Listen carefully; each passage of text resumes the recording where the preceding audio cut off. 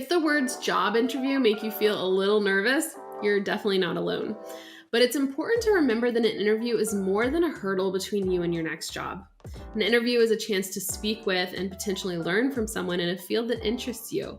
It's an opportunity to hear directly from someone about what it's like to work in this field, to discover how their team functions and how their company does business. A great interview can benefit your career whether or not you land the job, because it allows you to make new contact.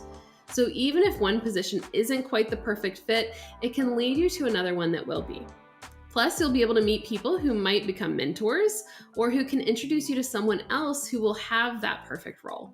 It's also important to remember that acing your interview isn't actually about getting everything perfect. The best interviews are about connecting with your interviewers and making it clear how much you have to offer their team. The best way to connect is to relax and be fully present during the interview itself. There are also commonly asked interview questions that aren't specific to any particular field, which employers use to get a sense of who you are and how you might approach your work. These are questions like, what is your greatest strength and biggest area for improvement? Where do you see yourself in 5 years? Why are you leaving your current job? How do you deal with stressful situations? And do you prefer working on your own or with a team?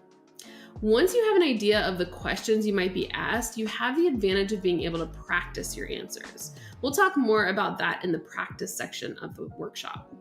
But for now, let's talk about how to handle one of the most common and most surprisingly difficult interview questions out there. Tell me about yourself. While it's not technically a question, this prompt is often the first thing a potential employer asks you. It's not always easy to mention the most relevant details when you're asked such a broad question. That's why we're going to spend a little time talking about your elevator pitch, which is a quick summary of what you have to offer. The term elevator pitch comes from the idea that if someone stepped into an elevator with you, you could introduce yourself and give an idea of what you have to offer before the elevator arrived at its destination. An elevator pitch allows you to introduce yourself and what you have to offer early in the interview. You can lead with the information you're proudest of and that will be most interesting to the employer. Here are a few tips for a successful elevator pitch. You don't need to memorize it verbatim, but you should practice and become familiar with the main points to make sure that you share the information that's most important to you. It should be around 30 to 60 seconds long. Your pitch should include these 3 components: who you are, what you do, and why they should hire you. Now that you're prepared to answer your interviewer's questions, make sure you've prepared a few questions of your own. Asking questions during an interview is really important. It's a way to demonstrate that you've invested time learning about the company and the job opening, and it shows that you're approaching the job thoughtfully.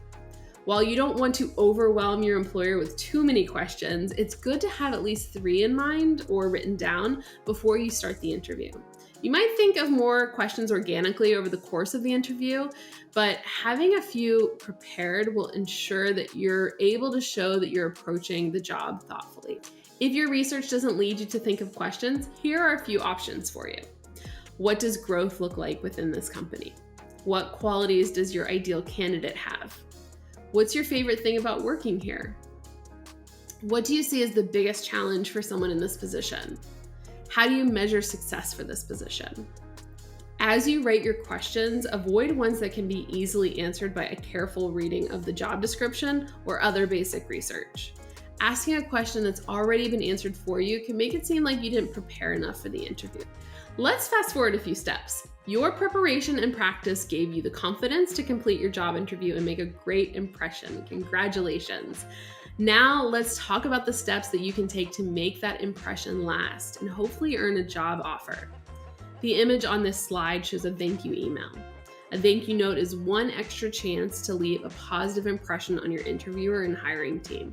So be sure to send a thank you note via email within 24 hours to everyone you spoke with, the hiring manager, the recruiter, and any other team members. Your thank you note or email should be brief, no more than 4 or 5 sentences.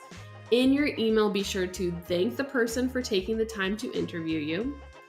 Emphasize how enthusiastic you are about the job. Be specific about what you like about the position and what you're excited to potentially contribute to their team.